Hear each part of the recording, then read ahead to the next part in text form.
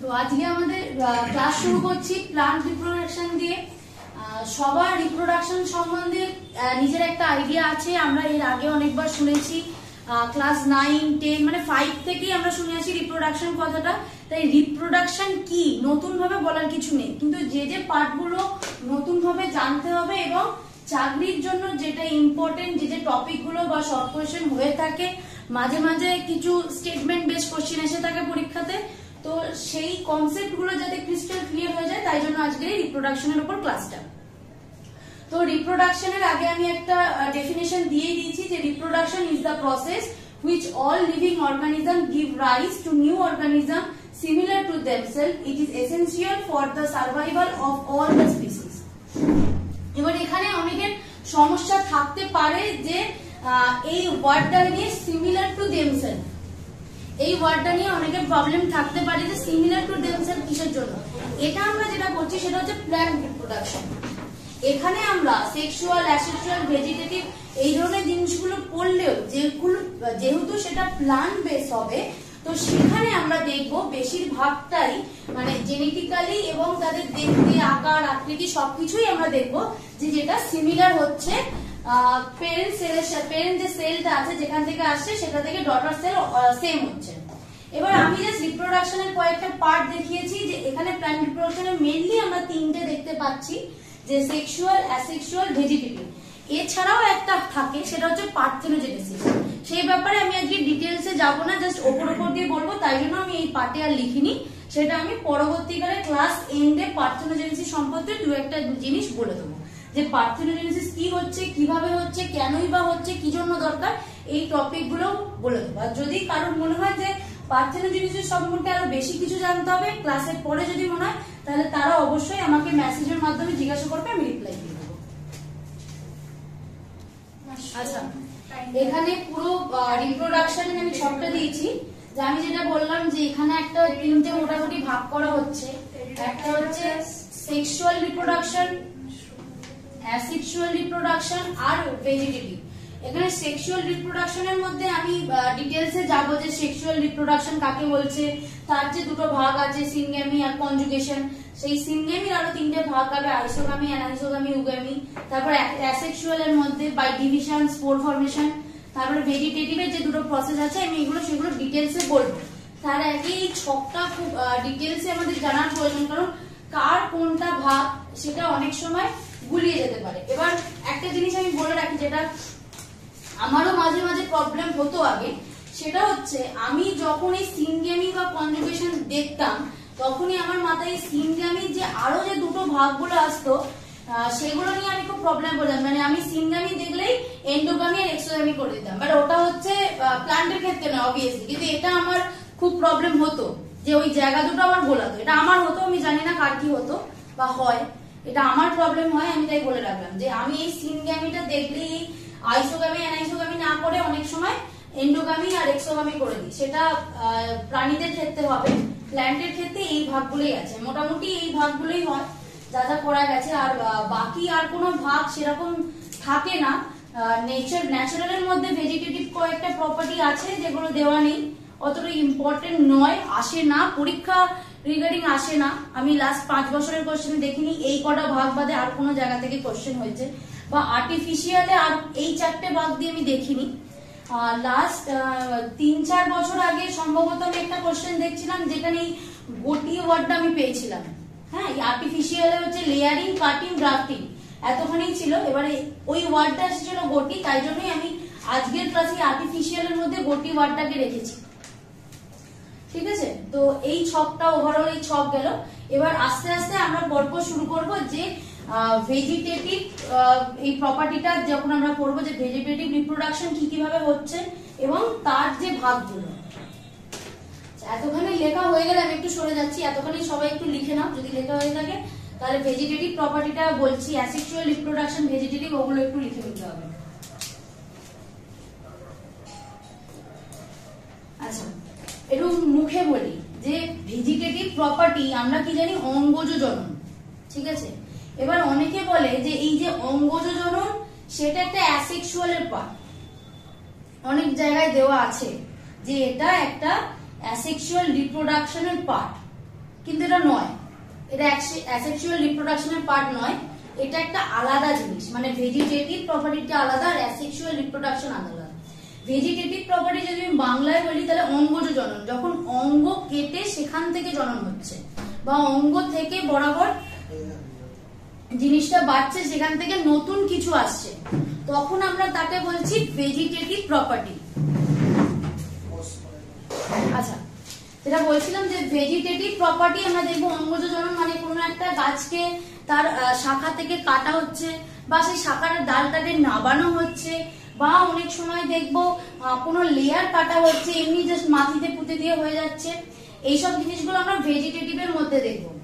Asexual মানে এই যে অ্যাসেক্সুয়ালের যে পার্টটা ভেজিটেটিভ বলা হয় দুটো আলাদা, এই কারণে অ্যাসেক্সুয়ালে আমরা দেখবো যে ডিভিশন হচ্ছে জিনিসগুলো। এই যে স্পোর মানে কোনো একটা রেণু অলরেডি তৈরি হয়েছে, সেই রেণুটা উড়ে কোনো জায়গায় কারোর মাধ্যমে যাচ্ছে, বা সেটা একটা ফুলের মধ্যেই আছে, সেটা নিজের ফুল থেকে অন্য এক জায়গা থেকে আরেক জায়গায় ট্রান্সফার হচ্ছে।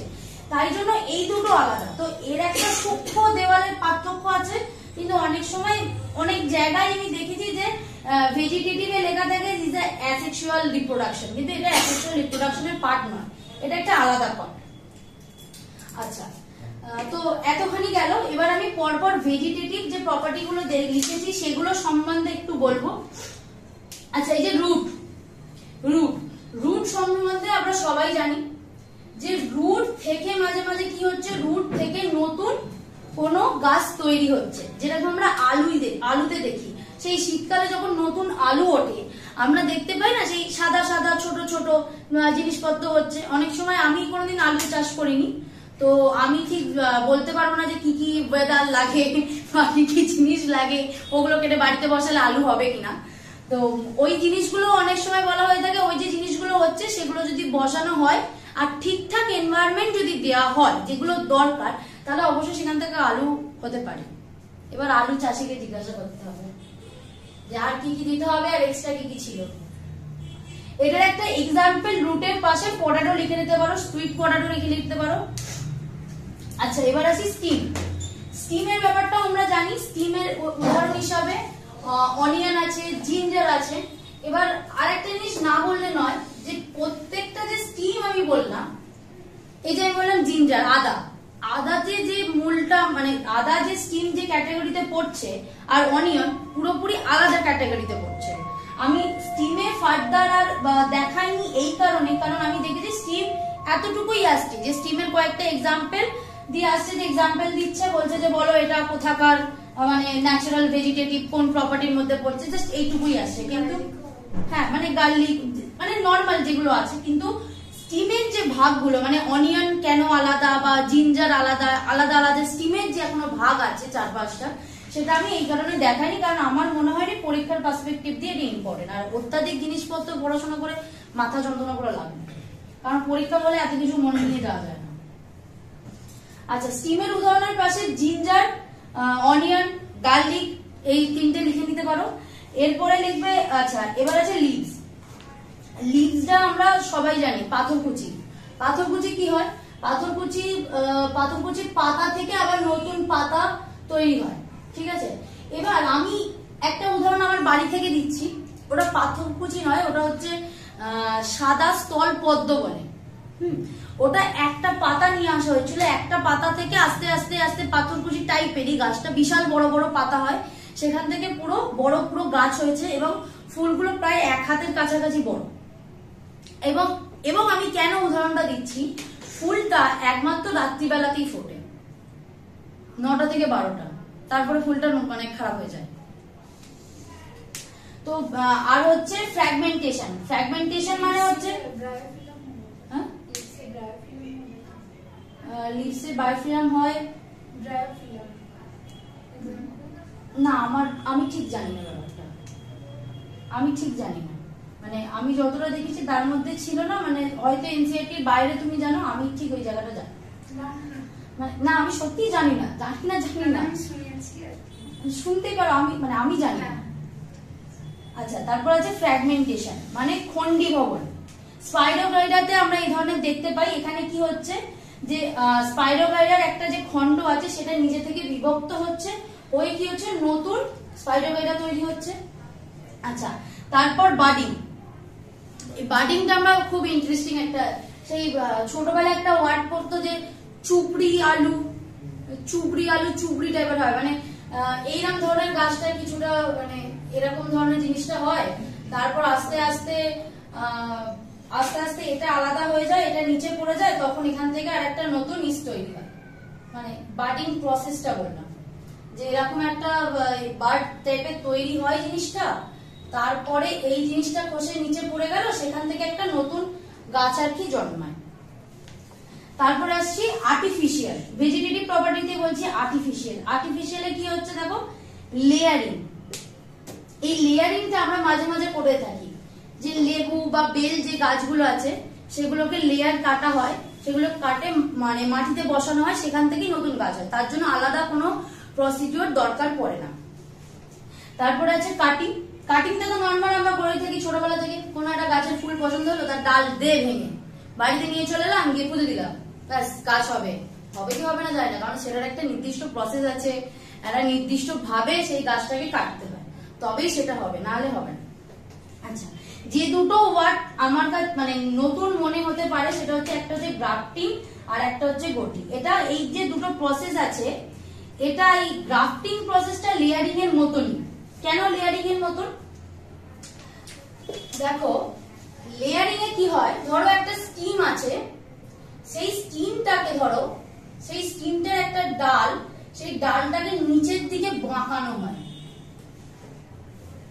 বাঁকানো হয় মিনস চেপে দেওয়া হয়, নিচের দিকে চেপে দেওয়া হলো, এটা মাটির সমসাময়িক করা হয়, আর এই জায়গাটাতে মাটি ফাটি দিয়ে চাপা দিয়ে দেওয়া হয়, ঠিক আছে। তাতে দেখা যায় এখান থেকে মূল বেরোচ্ছে, মূল বেরিয়ে সেটা তাহলে আলাদা হয়ে গেল, এখান থেকে একটা নতুন গাছ হলো। এটা হচ্ছে লেয়ারিং এর কনসেপ্ট। এবার আমি এটা কেন বললাম যে গ্রাফটিং বলার আগে, বলছি গ্রাফটিং এ এই যে আমরা স্টিমটাকে আঁকলাম, যে স্টিমের একটা স্টিমকে আমরা বেঁকিয়ে তুলে দিলাম, গ্রাফটিং এর ক্ষেত্রে কি হয় বলতো, একটা জাস্ট ডাল কেটে নিয়ে চলে আসা হয়, এই ডালটা যে এখান থেকে মুচকে নিয়ে চলে আসবে, গাছ কিন্তু হবে। আর এই যে গটি, যে নতুন ওয়ার্ডটা, মানে হয়তো অনেকেরই চেনা নাও থাকতে পারে বা চেনা থাকতেও পারে, সেখানে কি হয়, এই যে ডালটা আছে, এই যে ডালটার একটা জায়গাতে, মানে গাছ যে ডালটা সুস্থ সবল ভালো, মানে যে ডালটার মধ্যে আমরা বুঝতে পারছি না পাতাগুলো সবকটা ভালো আছে, ডালটা মোটামুটি শক্ত শক্ত আছে, সেরকম একটি ডাল থেকে সেটা না মধ্যিখানে একটা এরকম কি বলতো, এরকম একটা মাটি দিয়ে গোবর দিয়ে এরকম একটা অনেক কিছু দিয়ে আর কি বেঁধে দেওয়া হয়, ঠিক আছে। তার ফলে সেখান থেকে অনেকগুলো মূল বেরোয়, তারপর সেটাকে আলাদা করে মাটিতে বসানো হয়। এইটা হলো গটির কনসেপ্ট, ঠিক আছে। এটা অনেক সময় তোমরা দেখবে যে গাছটার নাম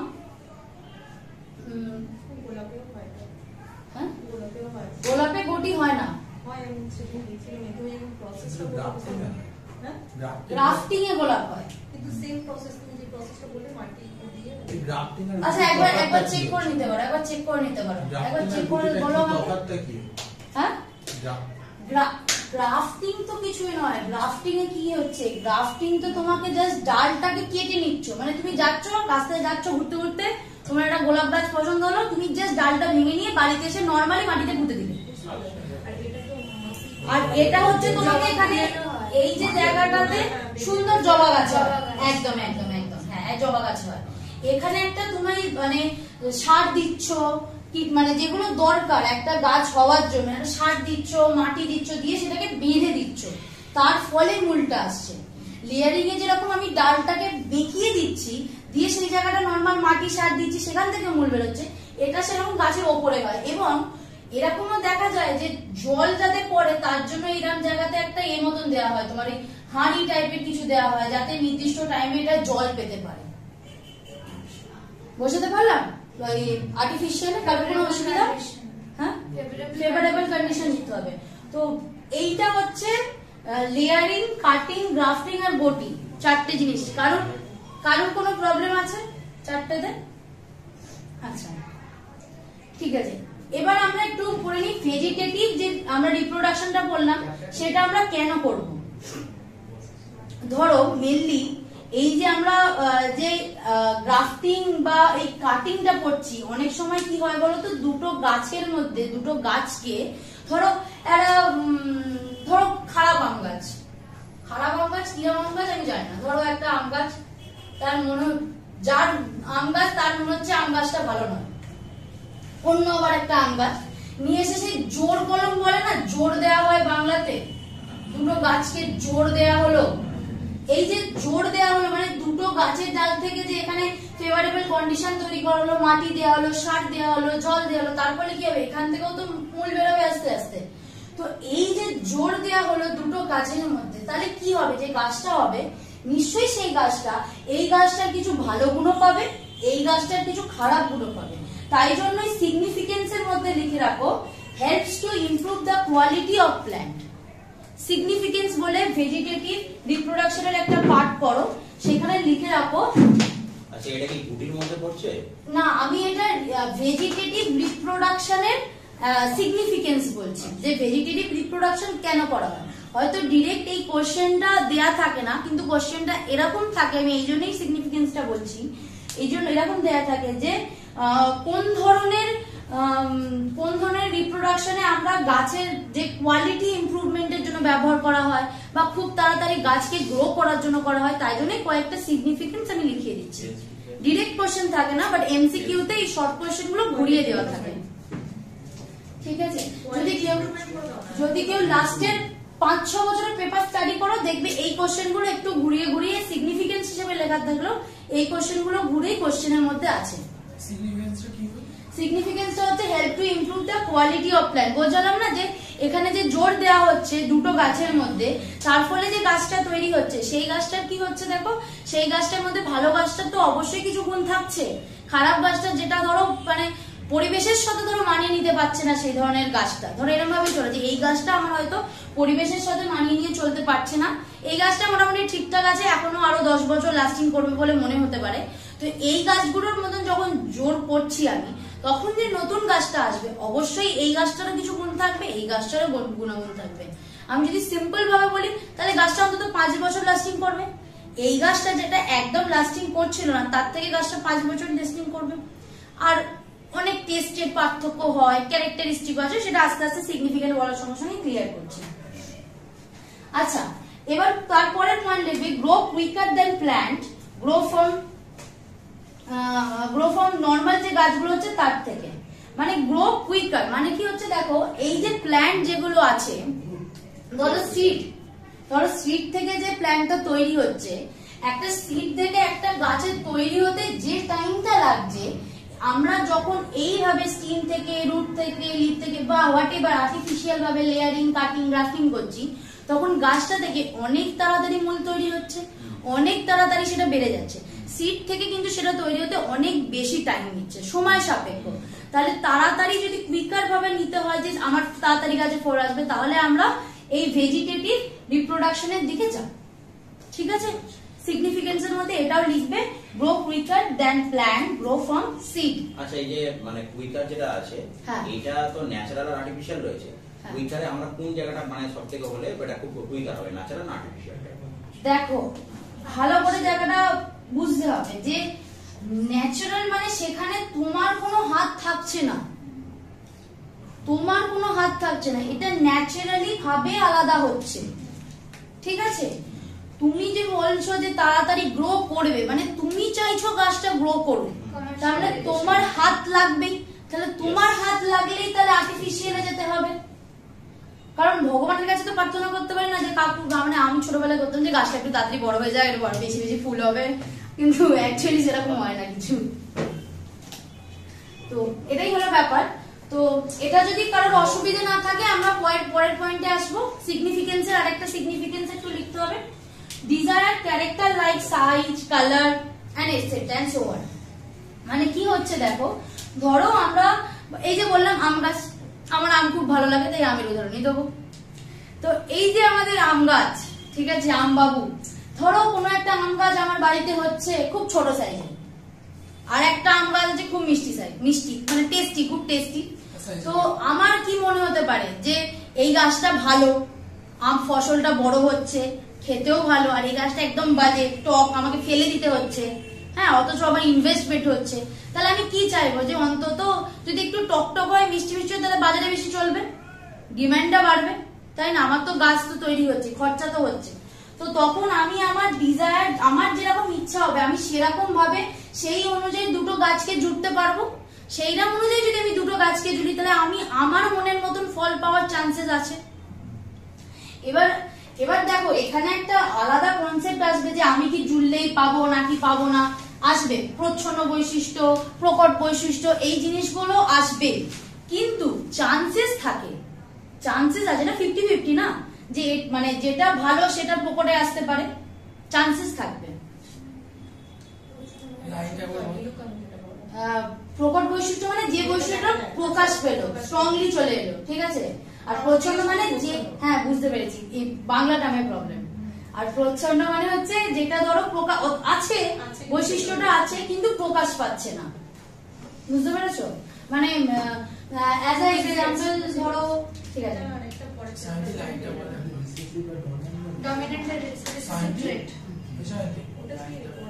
আচ্ছা। এবার তারপরে আমরা আসছি অ্যাসেক্সুয়াল এর মধ্যে। দেখো অ্যাসেক্সুয়াল রিপ্রোডাকশন কি? অ্যাসেক্সুয়াল রিপ্রোডাকশনে কি হচ্ছে, যেটা একটা সিঙ্গেল প্যারেন্টস এর মাধ্যমে হচ্ছে। অ্যাসেক্সুয়াল রিপ্রোডাকশনে মেইনলি যে টপিকটা ভাবতে হবে সেটা হচ্ছে যে একটা সিঙ্গেল প্যারেন্টস এর দ্বারা হচ্ছে।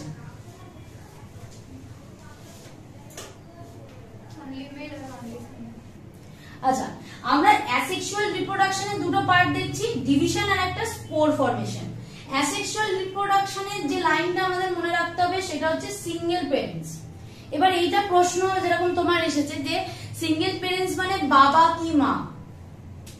দেখো সিঙ্গেল প্যারেন্টস মানে আমার মনে হয় না গাছে ওরকম কিছু হয় বলে, গাছে কিছু হয় না, বাবা গাছ মা গাছ এরকম হয় না, ঠিক আছে।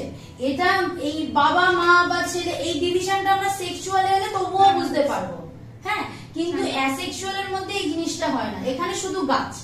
এবার এই গাছের মধ্যে দু ধরনের হচ্ছে, বাই ডিভিশন আর একটা হচ্ছে স্পোর ফর্মেশন, ঠিক আছে। এই ডিভিশন মানে বিভাজন, বিভাজনটা অনেকটাই তোমার এবারে যে এবারে বলার পালা হচ্ছে এই যে ডিভিশন।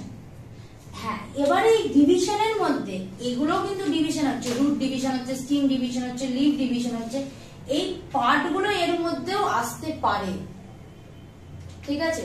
রিজেনারেশন, এই পার্টগুলো এর মধ্যেও আসতে পারে, কিন্তু এটাকে আমরা একসাথে কোলাজ করে দিতে পারবো না। আগেই বলেছি কেন পারবো না। আচ্ছা, স্পোর ফর্মেশনটা যদি বলিস, বাই ডিভিশনটা তো মোটামুটি একটা ন্যাচারাল থেকে আইডিয়া হয়ে গেছে সবাইকার।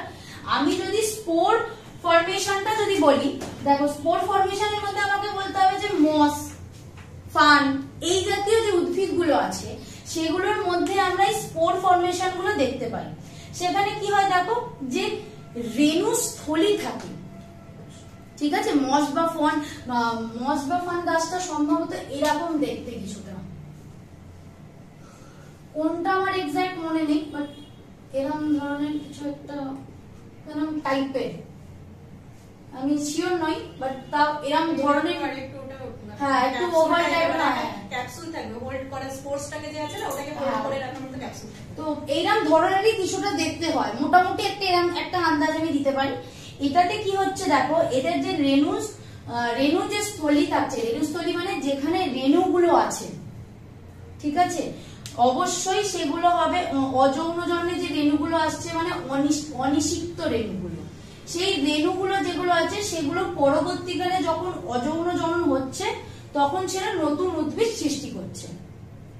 এবার একটা লাইন আমি অ্যাড করেছিলাম, প্রথমেও বলেছিলাম আবার বলছি, দেখো অনেক সময় যে ফুলের যে রেণু হয়, ঠিক আছে, সেই রেণুগুলো অনেক সময় দেখবে আমরা যখন ফলের জায়গাটায় আসবো, যে ফল কি করে তৈরি হচ্ছে, ফুল কি করে তৈরি হচ্ছে, তখন আমি এই জিনিসটা আরো ডিটেলসে বলবো। যে দেখবে যে হয়তো এই রেণুগুলো আছে, প্রজাপতি বা কিছু বসলো, তার পায়ে কিছুটা লেগে গেল, সেটা অন্য ফুলে গিয়ে বসলো, তখন সেখান থেকে নতুন উদ্ভিদ হচ্ছে, ঠিক আছে। সেটা আমি লাস্টে আসছি, ঠিক আছে, ওটা পলিনেশনের পার্টে আসছে, কিন্তু তাও যেহেতু বলছি রেণুর কথাটা একটু লিঙ্ক করে দিচ্ছি। যে তারপর দেখবো হয়তো এখানে পুংস্তবক আছে, এখানে স্টিমস্তবক আছে, বিভিন্ন কারণ হতে পারে, ঝড় হতে পারে, হাওয়া হতে পারে, বিভিন্ন কারণ হতে পারে, সেই এনভায়রনমেন্ট গুলো বা সেই পরিস্থিতিগুলোর জন্য কি হচ্ছে, নিজে থেকেই সেটা নতুন উদ্ভিদের জন্ম দিচ্ছে, ঠিক আছে। আচ্ছা, আচ্ছা, কারণ কোনো অসুবিধা হচ্ছে না তো? আচ্ছা, এরপরে আসছি হচ্ছে সেক্সুয়াল রিপ্রোডাকশন। আচ্ছা, দেখো সেক্সুয়াল রিপ্রোডাকশনে এই সিন মানে হচ্ছে টুগেদার। সেক্সুয়াল রিপ্রোডাকশন মানেটা একটু বলে দিই আগে, এটা আমার শুরু করাটাই ভুল। সেক্সুয়াল রিপ্রোডাকশন মানে হচ্ছে যেখানে এখানে সিঙ্গেল পেরেন্টস থাকছিল, এখানে অবশ্যই দুটো পেরেন্টস থাকবে। পেরেন্টস ইন দা সেন্স একটি স্ত্রীস্তব, একটি পুংস্তব, বা একটা ছেলে বা মেয়ে যেভাবেই দেখো সেটা অবশ্যই থাকবে। মানে দুটো আলাদা ধরনের আমাকে গ্যামেট পেতে হবে, তবেই কিন্তু সেক্সুয়াল রিপ্রোডাকশন সম্ভব। এতক্ষণ আমরা যে প্রসেসটা পড়ছিলাম রিপ্রোডাকশনে, সেখানে কিন্তু কোনো জায়গাতেই এই দু ধরনের গ্যামেট লাগেনি। ঠিক আছে, দেখো ভেজিটেটিভে আমরা পড়েছি কি, গাছ থেকেই একবারে এদিক ছাড়ছে ওদিক ছাড়ছে, এদিক থেকে উঠছে ওদিক থেকে, মানে নিজে থেকেই তৈরি হয়ে যাচ্ছে। অ্যাসেক্সুয়াল রিপ্রোডাকশনে কি হচ্ছে, স্পোর ফরমেশন হচ্ছে, সেটা উড়ে যাচ্ছে বা হাওয়ায় যাচ্ছে, নিজের মধ্যে নিজে হচ্ছে, বা বিভিন্ন ডিভিশন হচ্ছে, সেখান থেকে নতুন গাছ তৈরি হচ্ছে, যেটা সিঙ্গেল পেরেন্টসই যথেষ্ট। ঠিক আছে, কিন্তু আমরা সেক্সুয়াল রিপ্রোডাকশনে দেখব যে এখানে দু ধরনের মেল আর ফিমেল গ্যামেট লাগছে। ঠিক আছে, মেল আর ফিমেল গ্যামেট লাগছে, তারপরেই সেখানে তার জন্য সেক্সুয়াল রিপ্রোডাকশনটা সম্ভব হচ্ছে। আচ্ছা, সিনগ্যামি। দেখো সিনগ্যামি আমি বলছিলাম সিন, এই যে সিন কথাটার মানে হচ্ছে টুগেদার। সিন কথাটার মানে হচ্ছে টুগেদার, আর গ্যামি মানে হচ্ছে ম্যারেজ।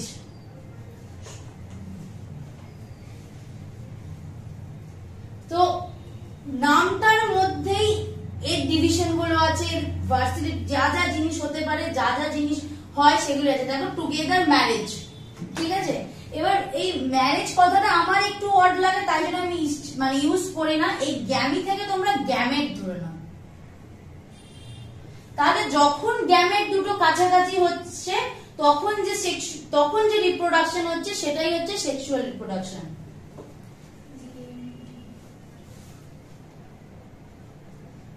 আচ্ছা, এবার সিনগ্যামির মধ্যে আবার তিনটে পার্ট আছে। একটা হচ্ছে আইসোগ্যামি, একটা হচ্ছে অ্যানাইসোগ্যামি, আর একটা হচ্ছে উগ্যামি। আচ্ছা, আইসোগ্যামিটা কি? আইসো মানে হচ্ছে সেম। যখন যে গ্যামেটস গুলো আছে, এটা একটু মুছলাম, যখন যে গ্যামেটস গুলো আছে, গ্যামেটস গুলো যখন সাইজ একই,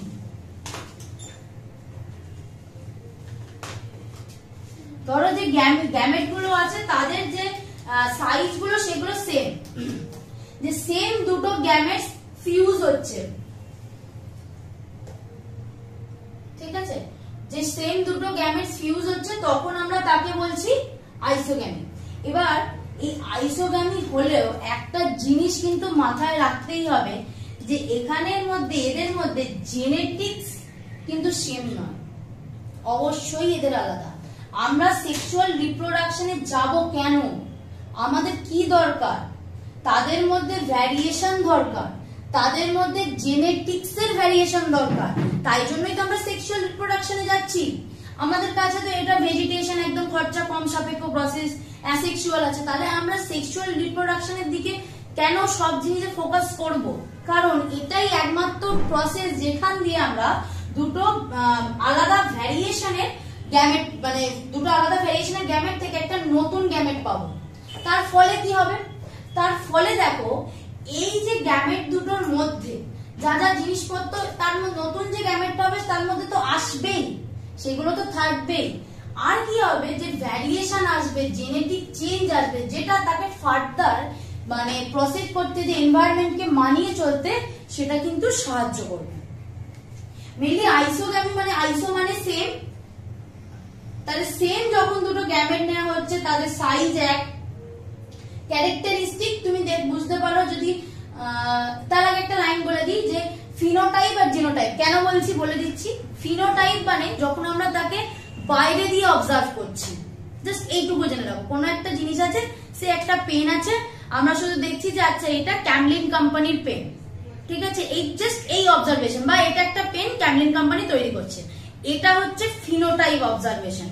জিনোটাইপ অবজারভেশন নামের মধ্যে আছে, জিনের ভেতরে ঢুকে যখন আমরা তার দেখছি। জিনের ভেতরে মানে আমি কি বুঝতে পারছি, যখন আমি এই পেনটার মধ্যে দেখছি যে আচ্ছা একটা রিফিল আছে, তার মধ্যে কতটা কালি আছে না আছে, সেই কালিটা কি দিয়ে তৈরি, এই যে ভেতরের ছোট ছোট ছোট ছোট জিনিসগুলো যখন নিচ্ছি তখন তাকে বলছে জিনোটাইপ।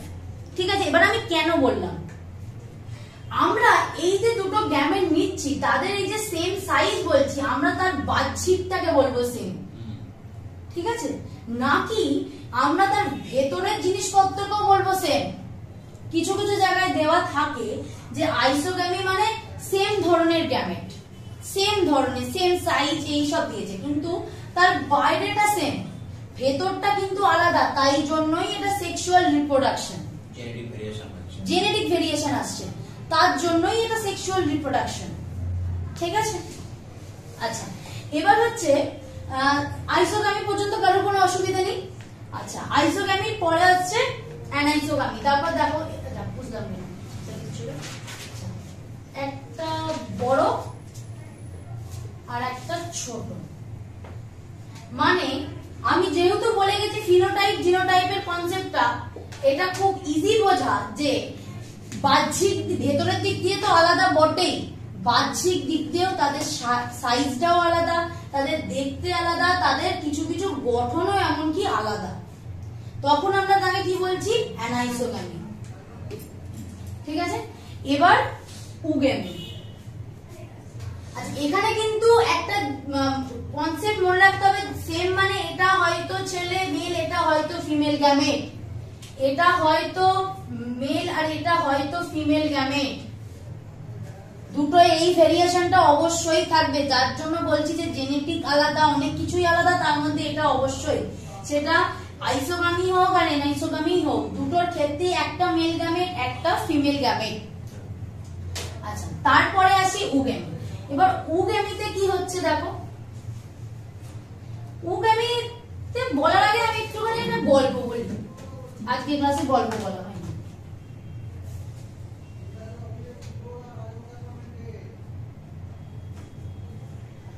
আমি বাস্তব জীবনে খুব কুঁড়ে, এবার আমার সারাদিনে কাজ কি থাকতে পারে, খাওয়া আর ঘুম, রিল্যাক্সে বাড়িতে খাবো দাবো আর ঘুমবো।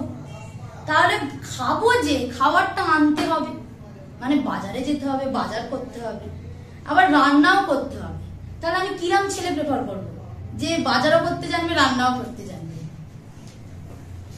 ঠিক আছে, এবার আমি কেন বললাম এই কারণে যে এখানে যে এগটা থাকে, যেটা মেনলি হিউম্যানের ক্ষেত্রে হয়ে থাকে, সেই তার শুধুমাত্র কাজ থাকে এগ ফরমেশন। কেউ মনে করে মনের মধ্যে নেবে না, কষ্ট পাবে না, আরো অনেক কাজ থাকে, সেগুলো আর আমি বললাম না, শুধু এটুকুই বললাম যে শুধু তার কাজ হচ্ছে এগ ফরমেশন, বাকি কাজটা তো আমাদের এই মেল গ্যামেটই করে থাকে, আসা যাওয়া পথ চলা, সেই কাজগুলো করে থাকে। ঠিক আছে, তো এখান থেকে দেখো, মানে আমরা এটা বলতে পারি যে এখানে যে গ্যামেটটা মানে মেল গ্যামেট, সেটা হচ্ছে সচল, মানে সে চলে চলে যেতে পারে এক জায়গা থেকে আরেক জায়গায়। আর যে এখানে গ্যামেটটা থাকে ফিমেল গ্যামেট, সে কিন্তু স্পেসিফিক একটা, তুমি বলতে পারো যে একটা জায়গার মধ্যেই আবদ্ধ থাকে, কোনো জায়গায় ট্রান্সফরমেশন করা যায় না বা ট্রান্সফর্ম তাকে করা যায় না, সে এক জায়গা থেকে আরেক জায়গায় যেতে পারবে না, ট্রান্সফরমেশন তার দ্বারা সম্ভব নয়। বোঝা গেছে? আচ্ছা, না এখানে না সাইজ কালার ওটা কোনো ম্যাটার করে না, এটার অ্যাকচুয়াল এক্সাম্পল কিন্তু হিউম্যান আর উন্নত ধরনের যে উদ্ভিদগুলো হয়। তুমি যদি হিউম্যান দিয়ে ভাবো তাহলে সাইজ কালার কিন্তু কিছু ম্যাটার করে না, করে কি ম্যাটার করে না? একটা আফ্রিকানের সাথে একটা রাশিয়ানের বিয়ে হতেই পারে, যার স্বাধীনতা আছে।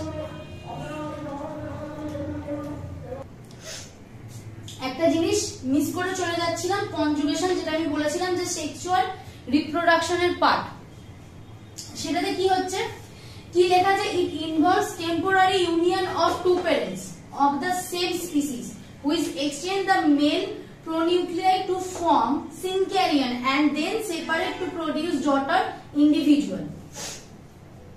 এটা বোঝার আগে, প্ল্যান্ট বোঝার আগে হিউম্যানের একটু উদাহরণ দিই, তাহলে বুঝতে আমার মনে হয় ইজি হবে। যেরকম টাকা পয়সার ব্যাংক হয় সেরকম আমরা সবাই জানি যে স্পাম ব্যাংক হয়। যাদের যাদের এখনকার মহিলাদের যাদের মনে হয় যেসব মনে হয় যে তারা সিঙ্গেল হতে চায়, সিঙ্গেল প্যারেন্টস হতে চায়, বা অনেক শারীরিক প্রবলেম থাকে যার জন্য তারা স্পাম ব্যাংক থেকে স্পাম নিয়ে আসে, সেরকম যদি ভাবা হয়, দেখো ধরো এখানে একটা স্পাম ব্যাংক আছে, তো সেখানে কি হবে, সেখানে নরমালি একটা ডোনার আসবে, মেল ডোনার আসবে, সে কিছুটা স্পাম নিজে দিয়ে যাবে, আর সেখানে একটা ফিমেল রিসিপ্টার আসবে যে সেই স্পামটাকে নিয়ে আসবে, ঠিক আছে, নিজের শরীরে ইনজেক্ট করবে। তার ফলে কি হবে দেখো, দুজনে কিন্তু কিন্তু স্পাম দিয়ে চলে গেল, কে নিচ্ছে সে জানলো না, বা জানলেও জানতে পারে, ধরো জানলো না, গল্পের সাপেক্ষে ধরেও সে জানলো না। আবার যে ফিমেল যে তার কার স্পাম নিল সেটাও সে হয়তো নাম বা পরিচয় কি কি তার গুণ আছে এই ক্রাইটেরিয়া গুলো জানলো, কিন্তু কি বা তার ডিটেলসে অত স্টাডি করলো না, সেও ফেরত চলে গেল। কেন বললাম যে এটা কি হলো, যে তারা একটা টেম্পোরারি টাইমের জন্য বা একটা সিচুয়েশনের জন্য একটা জায়গায় হলো, ঠিক আছে, এই যে বলছে টেম্পোরারি একটা ইউনিয়ন হলো, টু প্যারেন্টস দুজনের মধ্যে, বলেছি অফ দ্য সেম স্পিসিস, একই স্পিসিসের মধ্যে, ঠিক আছে, একই স্পিসিসের মধ্যে। এবার কেন হচ্ছে, হুইচ এক্সচেঞ্জ দ্য মেল প্রোনিউক্লিয়ার, বলেছি যে স্পামটা দিয়ে গেল, সেটা মেয়েটা নিয়ে চলে এলো, ঠিক আছে, তাহলে প্রোনিউক্লিয়ার এক্সচেঞ্জ হলো, তাতে কি হলো, সিনক্যারিয়ন তৈরি হলো, and then separate to produce daughter individual, তার ফলে কি হলো, ডটার তৈরি হলো। এবারে বলি এটার থেকে ওটা পুরোপুরি সম্পূর্ণ আলাদা একটা পার্ট। এর এক্সাম্পল স্পাইরোগাইডাতে আমরা দেখতে পাই, ব্যাকটেরিয়াতে দেখতে পাই। তো সেটাতে যদি দেখি, সেটাতে আমি কিরকম দেখবো, দেখো ধরো এটা ডোনার আছে, এটা রিসিপ্টার আছে, বোঝা যাচ্ছে তো, এটা ডোনার আছে, এটা রিসিপ্টার আছে।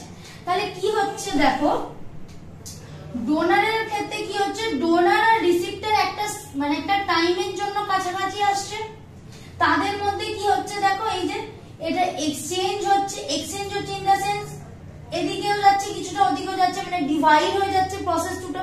কি প্রসেস সেটা আমি পরে বলবো, একটা প্রসেস টুতে সেটা ডিভাইড হয়ে যাচ্ছে, তার ফলে একটা ওল্ড ডোনার হয়ে যাচ্ছে আর একটা নিউ ডোনার তৈরি হয়ে যাচ্ছে। তো এই হচ্ছে ব্যাকটেরিয়ার যে সেল ডিভিশনটা মোটামুটি আমরা দেখতে পাই সেটা, আর বোঝার জন্য ওটা আমি এক্সাম্পল দিয়েছি যে কি কি হতে পারে, যাতে এইটা অনেকটা ইজি হয় বুঝতে। তো এর পরে আমরা যে কনসেপ্টটা আসবো সেটা হচ্ছে সেক্সুয়াল যে রিপ্রোডাকশনটা আমরা বললাম, সেটা প্ল্যান্টের ক্ষেত্রে কিভাবে হচ্ছে, বা একটা সাইকেলের মাধ্যমে দেখাবো যে কিভাবে, যে এদিকে আমি বলছি যে এখানে আমাদের স্ত্রীস্তবক আছে, ওদিকে পুংস্তবক আছে, সেগুলো কি করে এক্সচেঞ্জ হচ্ছে, কিভাবে সেটা মিশছে এবং কিভাবে সেটা যাচ্ছে। আচ্ছা, প্ল্যান্ট রিপ্রোডাকশনে যদি এটা আমরা এরকম ভাবি যে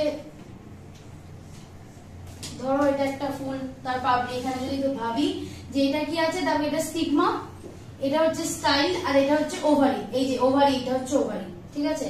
এই ওভারির মধ্যে কি আছে, ওভারির মধ্যে ওভিউলস আছে। এবার স্টিগমা স্টাইলের যে কি কাজ আছে, কখন লাগবে, সেটা যখন আমরা দেখবো যে সেক্সুয়াল রিপ্রোডাকশন ঘটছে, তখন আমরা এদের যে কাজগুলো আছে, কি কাজে লাগছে, কিরকম ভাবে লাগছে, সেগুলো বুঝতে পারবো। এখন আপাতত যে ওভারি থেকে ওভিউলটা কি করে জেনারেট হচ্ছে, কিভাবে বাটে ভাঙছে, সেটাকে একবার দেখে নিই, ঠিক আছে। ওভারি থেকে দেখো ওভিউলটা কি করে আসছে, দেখো এই ওভারি একটা ওভিউল আমি তুলে নিয়ে গেছি, দেখো এখানে কি আছে, দেখো এখানে যে মেগাস্পোসাইট যেটা ভেতরে আছে, এই যে এই জিনিসটাকে, ঠিক আছে। ইন্টারকিউমেন্ট মানে হচ্ছে যে বাইরে যে পর্দাটা দ্বারা সেটা ঢাকা দেওয়া আছে আর কি, সেটা। আর কি আছে, মেগাস্পোর, যেটা 2n সংখ্যক, ঠিক আছে, তাই জন্য 2n লিখে দিচ্ছি। এটা লাস্ট 2-3 বছর আগে একটা দিয়েছিল মেগাস্পোর দিয়ে লিখেছিল হ্যাপ্লয়েড না ডিপ্লয়েড, ঠিক আছে, তাহলে ওই জন্য আমি এটা 2n লিখে দিচ্ছি, যে 2n মানে হচ্ছে ডিপ্লয়েড আর n মানে হচ্ছে হ্যাপ্লয়েড। তারপরে দেখো এখানে একটা কি আছে, একটা ছিদ্র আছে, সেটাকে কি বলে, মাইক্রোফাইল বলে। সেখানে এই ছিদ্রটা কি কাজে লাগে, দেখো পোলেন এখানটা দিয়ে এন্টার করে, ঠিক আছে। এবার কি হচ্ছে, এইটার মধ্যে এই যে মেগাস্পোর আছে সেটাতে হচ্ছে মিয়োসিস হচ্ছে। আমরা জানি মিয়োসিসে কি হচ্ছে, 4টে ভাগে ভেঙে যাচ্ছে। ঠিক আছে, এটা কি ছিল, মেগাস্পোরটা কি ছিল, 2n ছিল। এবারে মিয়োসিস হওয়ার পরে সেটা n সংখ্যক হলো, মানে 4টে হচ্ছে। তার মধ্যে দেখো এই 3টে নষ্ট হয়ে যাচ্ছে, খারাপ হয়ে যাচ্ছে, আর একটা পড়ে থাকছে, সেটাকেই আমরা এখানে নিয়ে আসছি তারপরের স্টেপে কি হচ্ছে দেখো, মাইটোসিস হচ্ছে। কবার মাইটোসিস হচ্ছে, একবার মাইটোসিসে কটা করে হয়, দুটো করে, তাহলে 8 বার হচ্ছে, 8টা তৈরি হচ্ছে। দেখো 3টে 3টে 6টা 7টা 8টা, 8টা তৈরি হচ্ছে, মানে কবার মাইটোসিস হচ্ছে, 4 বার মাইটোসিস হচ্ছে। ঠিক আছে, পরপর 4 বার মাইটোসিস হচ্ছে, তারপরে 8টা তৈরি হয়েছে। বোঝা গেল তো? মানে এবার তবে মাইটোসিসে এইরকম ভাবে লিখেছি কেন, তার একটা নির্দিষ্ট এরকম ভাবেই থাকে। এর কারণটা হচ্ছে দেখো, এটাকে কি বলে, অ্যান্টিপোডাল, যেটা n সংখ্যক হয়। ঠিক আছে, এই অ্যান্টিপোডাল যেটা তৈরি হয়েছে মাইটোসিসের পরে, সেটা কি কাজ করে, যে এই যে এগ আছে, পোলার সেল আছে বা নির্মিত নিউক্লিয়াস আছে, তাদেরকে এরা নিউট্রিশন দেয়। ঠিক আছে, এই কোশ্চেনটাও এসেছিল যে কে পোলার সেলকে নিউট্রিশন দিতে হেল্প করে। অপশনে ছিল অ্যান্টিপোডাল, ছিল এগ, ছিল দিয়ে আরো 2-4টে এক্সাম্পল দিয়েছিল। ঠিক আছে, পুরো কোশ্চেন অ্যানালিসিস করে পড়ানো, তো আশা করছি কারো প্রবলেম না হওয়ারই কথা। আর কি আছে দেখো, এটাকে কি বলছে দেখো, পোলার সেল। এদেরকে আমি একটু দূরে দূরে রাখলেও রাখতে পারি, আমার স্বাধীনতা আছে। দূরে মানে এই আর কি, পাশাপাশি ঘরে দেখা সাক্ষাৎ, মুখ দেখা দেখি বন্ধ, এদেরকে আমরা পাশাপাশি রাখতে হবে। দেখো পোলার সেল মধ্যখানে থাকবে, আর এদের সংখ্যাটা কি 2n। কেন 2n, দেখো এটার n আর এর n ঘাড়ে উঠে গেছে, মোটামুটি ঘাড়ে চেপে গেছে, তাহলে এটা হয়ে গেছে 2n, পোলার সেল হয়েছে। ঠিক আছে, আর কি আছে এখানে, আমাদের সব থেকে চাহিদার জিনিস, যেটা আমরা এতক্ষণ ধরে গোটা চ্যাপ্টারে খুঁজছিলাম, সেই এগ মহাশয়। আর আছে তার 2 সখা সিনার্জিক, যারা হেল্প করে ফার্টিলাইজার যখন হয়, ফার্টিলাইজিং হয়, তখন এই যে সিনার্জিক যে দুটো তার এগের বন্ধু যে দুটো আছে, এরা এগকে সাহায্য করে ফার্টিলাইজিং সময়। ঠিক আছে, এবার আমরা এটা তো দেখলাম আমরা হচ্ছে ফিমেল পোর্শনটা। ঠিক আছে, এবার আমরা একটু মেল পোর্শনটা স্টাডি করব, যে মেল পোর্শনে কি হচ্ছে। আচ্ছা, এবারে আমরা আসি যে মেল পোর্শনটা। দেখো মেল, এই যে পুরো পোর্শনটা আছে, এটাকে কি বলা হয়, স্ট্যামেন বলা হয়। স্ট্যামেনের দুটো পার্ট, একটা হচ্ছে অ্যান্থার আর একটা হচ্ছে ফিলামেন্ট। এটা হচ্ছে সরু ডানিটা ফিলামেন্ট, আর মুখটা হচ্ছে অ্যান্থার। অ্যান্থারের মধ্যে কি থাকে, সেই চাহিদার আমাদের পোলেন গ্রেন থাকে। ঠিক আছে, এবার এখান থেকে অ্যান্থারটাকে আমি তুলে নিয়ে গেছি এখানে। ঠিক আছে, অ্যান্থার থেকে তুলে নিয়ে গেছি। অ্যান্থারের মধ্যে কি থাকে দেখো, অনেক সেল থাকে, সেইটাকে কি বলছে দেখো, মাইকোস্পোরোসাইট বলা হচ্ছে। অ্যান্থারের মধ্যে যে সেলগুলো আছে সেটা হচ্ছে মাইকোস্পোরোসাইট। এটাও আমি ওই জন্য 2n লিখে রেখেছি। ঠিক আছে, তারপর এদের মধ্যে কি হচ্ছে, এই যে মাইটোস্পোরোসাইট হচ্ছে, এটা এখান থেকে একটা সেলকে অনেকগুলো মাইটোস্পোরোসাইট তৈরি হচ্ছে। এরকম এগের ক্ষেত্রে এরকম নয় যে একটাই এগ তৈরি হচ্ছে, এরকম হয় না, প্রচুর মাইটোস্পোরোসাইট তৈরি হচ্ছে, সেখান থেকে একটাকে তুলে নিয়ে এসেছি। এইটা কিন্তু ওটা বুঝতে হবে যে এগ কিন্তু আমাদের একটাই তৈরি হচ্ছে, একটা টাইমে, নির্দিষ্ট টাইমে একটাই তৈরি হচ্ছে, কিন্তু মাইক্রোস্পোরোসাইট কি অনেকগুলো তৈরি হচ্ছে। এবার দেখো সেখান থেকে যখন আবার ডিভিশন হচ্ছে, কি হচ্ছে পরের স্টেপে দেখো, দুটো ভাগে ভাগ হচ্ছে। একটা হচ্ছে জেনেটিক সেল, যেটা স্পার্ম তৈরি করছে, আর আছে টিউব সেল। টিউব সেলের কাজটা আমি পরে করছি। আচ্ছা, এবারে মোটামুটি এই ছবিটা যদি একটু হালকা পাতলা করে দিই, এই দিকটা পুছে দিচ্ছি। ঠিক আছে, এদিকটা পুছে দিচ্ছি। কিউব সেলটা থাক, এইগুলো থাক, একটু এটাও মুছে দিচ্ছি। স্টিগমা স্টাইল এটা তো বলা হয়ে গেছে, এই জায়গাগুলো একটু মুছে দিচ্ছি। হ্যাঁ, এবার মোটামুটি রেডি ছবিটা। তাহলে আমরা কি দেখছি দেখো, এই যে পোলেন গ্রেন গুলো তৈরি হয়েছে, এই যে পোলেন গ্রেন গুলো তৈরি হয়েছে, সেগুলো কোথায় আসছে, পোলেন গ্রেন গুলো উড়ে উড়ে উড়ে এই যে স্টিগমার উপরে আসছে। ঠিক আছে, এবার এই যে উড়ে এলো, তারপরে যে এই যে টিউব সেলটা আছে, টিউব সেল কি করবে, এখান দিয়ে একটা টিউবের মতন তৈরি করবে। ঠিক আছে, একটা রাস্তা তৈরি করলো। কার জন্য রাস্তা তৈরি করলো, এই যে রাস্তাটা তৈরি করলো, এর মধ্যে দিয়ে আমাদের এই যে জেনেটিক সেল আছে, যেখানে স্পার্ম আছে, এই পথ ধরে জেনেটিক সেলটা মানে স্পার্মটা এখানে আসবে। এখানে আসবে অলরেডি যে ছিদ্রটা ছিল সেটার নামও বলে দিয়েছি যে এখান দিয়ে ঢুকছে। এবার ঢোকার পর কি হচ্ছে দেখো, এখানে আমাদের লাস্ট অবস্থায় বেঁচে ছিল যে একটা ডিপ্লয়েড নির্মিত নিউক্লিয়াস, বা এই নিচে একটা এগ আর এগের দুই বন্ধু, এরা তিনজন ছিল। ঠিক আছে, ওরা তো পুষ্টি পুষ্টি দিয়ে দিয়েছে, খাওয়ার যত্ন করে লালন পালন করে দিয়েছে, এবার পড়ে আছে এইটুকুনি। এখানে কি হবে, যখন সেই স্পামটা আসছে সেটা কি করছে দেখো, এই যে স্পাম, দুটো স্পাম তৈরি হয়েছে, দুটো স্পাম থেকে কি হচ্ছে, একটা এই 2n একটা তো এগের সাথে জুড়ে যাচ্ছে, এগের সাথে জুড়ে যাচ্ছে স্পামটা, একটু ল্যাচ করে দিই, সুন্দর লাগবে দেখতে। হ্যাঁ, এই এগটার সাথে এই স্পামটা জুড়ে যাচ্ছে, জুড়ে গিয়ে কি হচ্ছে, ফার্টিলাইজ হচ্ছে, ফার্টিলাইজ হওয়ার ফলে কি তৈরি হচ্ছে, জাইগোট তৈরি হচ্ছে।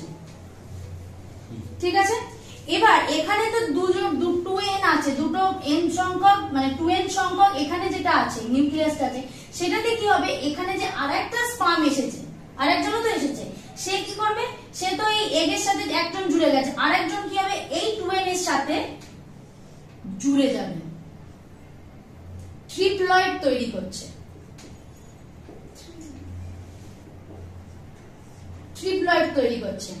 এরা কি করছে দেখো, এরা হচ্ছে ডেভেলপিং এন্ডোস্পার্ম।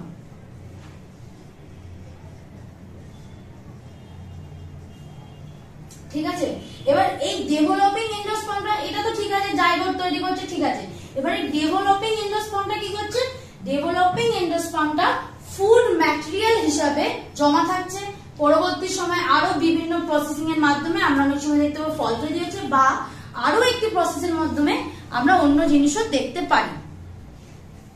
ঠিক আছে, আজকে মোটামুটি রিপ্রোডাকশন ক্লাসটা এইটুকুনি রইলো। যেটুকুনি পার্ট পড়ে রইলো সেটা হচ্ছে পলিনেশনের একটা ছোট লাইন পড়ে আছে, সেটা হচ্ছে পলিনেশন আর ক্রস পলিনেশন যে পার্টটা আছে, সেটা আমি যখন নেক্সট ক্লাস প্ল্যান্ট রিপ্রোডাকশন পড়াবো তার স্টার্টিং এ আমি পলিনেশনটা বলে দেবো, কারণ অলরেডি অনেকটা বড় ক্লাস হয়ে গেছে। পলিনেশনটা এটার সাথে লিঙ্কেবল, আমি অলরেডি ক্রস পলিনেশন আর সেলফ পলিনেশন বলেই দিয়েছি, যে যখন সেলফ পলিনেশন হচ্ছে মানে আমরা এখানে যে একটা ফুলের মধ্যেই হচ্ছে, ঠিক আছে, পুংস্তবক আছে, স্ত্রীস্তবক আছে, তখন আমরা কি বলছি, সেলফ পলিনেশন। যখন এটা ধরো এখানে স্ত্রীস্তবক আছে, অনেকটা দূরে একটা পুংস্তবক আছে, সেটা কোনোভাবে উড়ে উড়ে উড়ে উড়ে এলো, তখন এটাকে আমরা বলছি ক্রস পলিনেশন। এই পলিনেশনের ছোট্ট একটা কনসেপ্ট আজকে জাস্ট ওভারঅল করে দিলাম, মানে পুরোটাই বলে দিলাম, যেটুকু ছবি বা রিলেশন বোঝানোর দরকার আমার মনে হয় সেটা আমি পরের দিন আরেকটু ডিটেলসে বলে দেবো। আর তার সাথে সাথে তারপরেই হিউম্যান রিপ্রোডাকশন ক্লাসটা শুরু করবো। আচ্ছা, যে 2n থেকে যে জাইগোটটা হলো, 2nটা যেটা রয়েছে, যে জাইগোটটা ওই ব্যাপারটা বলছি। দেখো এখানে এক আছে, আমি যখন বলেছিলাম শুধু বলেছিলাম যে এই একমাত্র 2n, হ্যাঁ, আর এরা যারা আছে সব কিন্তু হ্যাপ্লয়েড। আচ্ছা, তো হ্যাপ্লয়েড, এখানে যে এগ আছে, এখান থেকে স্পার্ম যেটা এলো সেটাও হ্যাপ্লয়েড। ঠিক আছে, তাহলে এরা দুজন জুড়ে জাইগোট হচ্ছে। ঠিক আছে, আর এখানে যেটা আছে 2n সংখ্যক যে আছে, ঠিক আছে, তার সাথে দেখো n n n, তাহলে এটা ট্রিপ্লয়েড বলেছি। ঠিক আছে, এটাই তো আমাদের কি করছে, এন্ডোস্পার্ম ডেভেলপ করছে। ঠিক আছে, ভবিষ্যতের জন্য ফুড ম্যাটেরিয়াল হিসেবে জমা থাকছে। এই এন্ডোস্পার্ম আমরা দেখতে পারি? হ্যাঁ, উইথ নেকেড আইস। কোনটা? এন্ডোস্পার্ম। ট্রিপ্লয়েড এন্ডোস্পার্ম না, নেকেড আইতে দেখা যেতে পারে, আমি যতটা জানি দেখা যেতে পারে না। এবার মাইক্রোস্কোপের সাহায্যে হলেও দেখবো। Coconut is the best example of হতে পারে।